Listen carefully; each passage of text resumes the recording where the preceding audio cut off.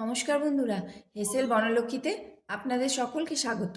আজ আমি বানাবো নরম তুলতুলে চিতই পিঠে। আর এই চিতই পিঠে বানানোর জন্য আমি কোনো মাটির সরা ইউজ করব না। সাধারণ কড়াইয়ে আমি এই নরম তুলতুলে চিতই পিঠে বানিয়ে নেব। তাহলে আসুন বন্ধুরা, আপনারা প্লিজ স্কিপ না করে সম্পূর্ণ ভিডিওটি দেখুন আর বাড়িতে এরকম নরম তুলতুলে চিতই পিঠে বানিয়ে নিন, যেটা মুখে দিলেই মিলিয়ে যাবে। তাহলে আসুন শুরু করা যাক সম্পূর্ণ রেসিপিটি। চিতই পিঠা বানানোর জন্য এখানে আমি নিচ্ছি 2 কাপ আতপ চালের গুঁড়ি। এটা কেনা আতপ চালের গুঁড়ি। চায়ের কাপের 2 কাপ আমি এই কেনা আতপ চালের গুঁড়ি নিয়ে নিলাম। এখন এর মধ্যে নিচ্ছি হাফ কাপ পরিমাণ রুল ময়দা, ওই কাপেরই হাফ কাপ নিলাম। এখন এটা খুব ভালোভাবে মিশিয়ে নেব। কুসুম গরম জলের থেকে একটু বেশি গরম জল নিয়েছি, হাত চোবানো যাবে, আঙুল চোবানো যাবে সেই রকম গরম জল দিয়ে এটা মেখে নিচ্ছি। জলটা কিন্তু ফুটানো নয়, কিন্তু কুসুম গরমের থেকে বেশি গরম। একটু সময় নিয়ে চালগুলিটা মাখতে হবে। যত ভালোভাবে মাখানো যাবে পিঠে তত নরম তুলতুলে হবে। এই পিঠে সাধারণত মাটির সরায় বানানো হয়, তবে আমি আজকে এই পিঠে কড়াইতেই তৈরি করব। মাটির সরাতে এই পিঠে সব থেকে ভালো হয়, কিন্তু আমার কাছে যেহেতু মাটির সরা নেই, আমি কড়াইতে এই পিঠে বানিয়ে নেব। এখন 2 কাপ গরম জলে এটা খুব ভালোভাবে মেখে নিচ্ছি। একটু হাতে সময় নিয়ে এইভাবে ফেটে নিতে হবে। তত ভালোভাবে ফেটিয়ে নেওয়া হবে তত স্পঞ্জের মতো নরম হবে। পিঠেগুলো নরম তুলতুলে হওয়ার জন্য একটু ভালোভাবে মেখে নেওয়াটা খুব দরকার। কোনো গোটা পেকে যেন না থাকে সেদিকেও নজর রাখতে হবে। এভাবে খুব ভালো করে আমি এখন এই ব্যাটারটা মেখে নিচ্ছি। 5 মিনিট সময় ধরে চাল গুঁড়িটা খুব ভালোভাবে মেখে নিলাম। এখন এটা ঢাকা দিয়ে আধ ঘন্টার জন্য রেস্টে রাখছি। আধ ঘন্টা হয়ে গেছে, ব্যাটারটা অনেকটাই পুরু হয়ে গেছে। এখন এর মধ্যে আমি আরও গরম জল দেব। আবার একটু করে গরম জল দিয়ে এটা গুলে নিচ্ছি। আমি আরও হাফ কাপ মতো গরম জল দিলাম। 2 কাপ চাল গুঁড়ি আর হাফ কাপ ময়দা ছিল, মোট 2.5 কাপ।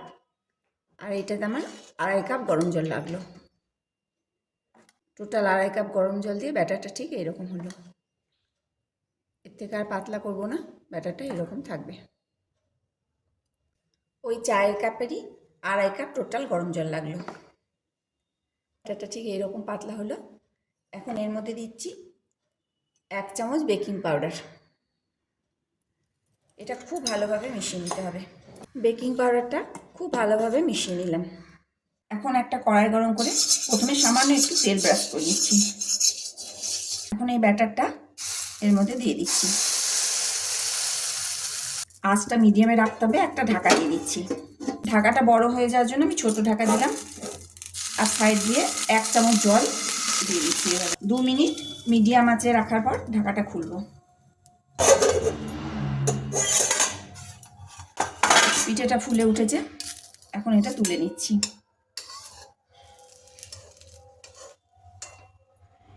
খুব সুন্দরভাবে পিঠেগুলো উঠে যাচ্ছে, এরকম নরম তুলতুলে হবে।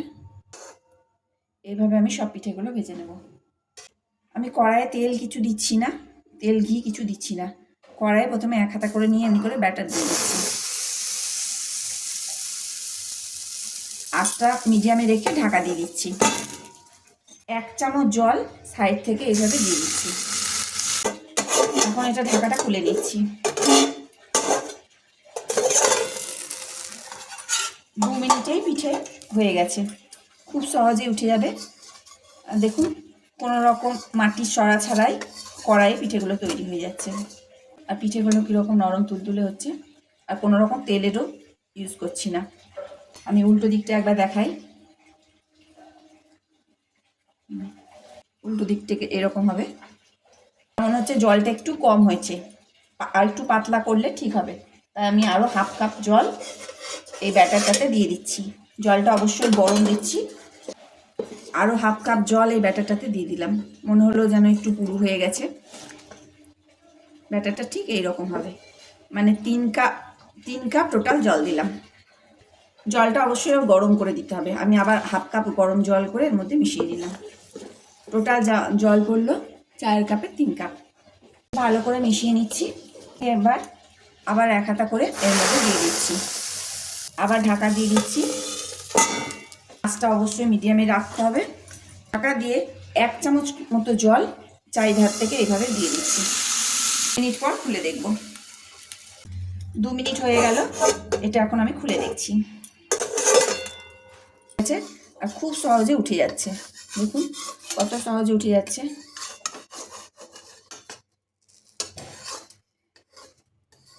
আপনারা যদি তরকারি দিয়ে খান বা অন্য কিছু নোনতা কিছু দিয়ে খান তাহলে এটাতে অবশ্যই একটু নুন দিয়ে দেবেন। আমি যেহেতু এটা দুধ দিয়ে করব, দুধ ফুটিয়ে ক্ষীর করে রেখেছি, ক্ষীরে দেব, তার জন্য কোনো রকম নুন দিইনি।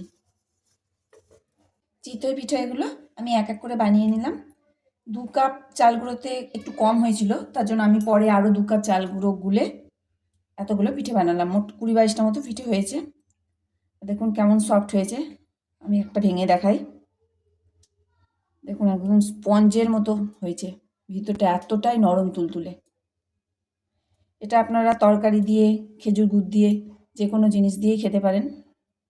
তবে আমি আজকে এটা ক্ষীরে চুবাবো। আর ক্ষীরটা হতে সময় লাগে বলে আমি আগেই ক্ষীরটা বানিয়ে রেখেছি।